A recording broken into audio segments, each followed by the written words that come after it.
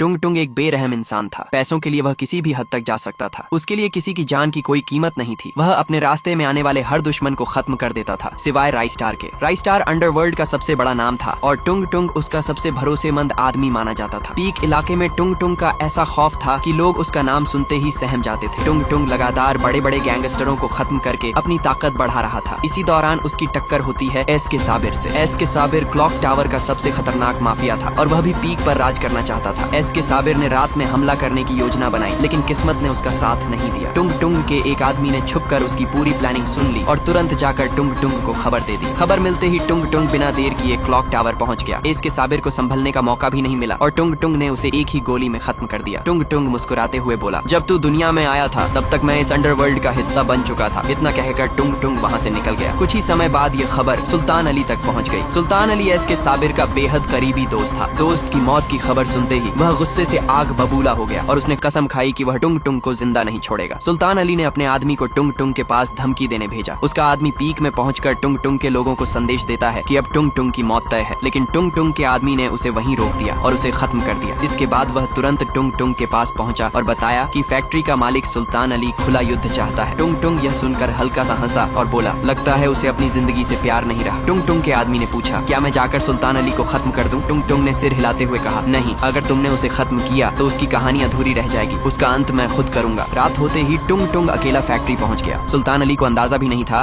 कि उसका आखिरी समय इतना करीब आ चुका है। टुंग टुंग ने उसे खत्म कर दिया और वहाँ से निकलते वक्त सिर्फ इतना कहा, तुम लोग सिर्फ बातें करते हो और मैं काम करके दिखाता हूँ, यही असली फर्क है। उस रात के बाद पूरे देश में टुंग टुंग का नाम डर की पहचान बन गया। लोग उसकी ताकत और उसके फैसलों से कांपने लगे। लेकिन कहानी यहीं खत्म नहीं होती। असली तूफान अभी बाकी है, क्योंकि बहुत जल्द इस कहानी में एंट्री होने वाली है रॉकी भाई की और उसके आने के बाद अंडरवर्ल्ड की दुनिया पूरी तरह बदलने वाली है।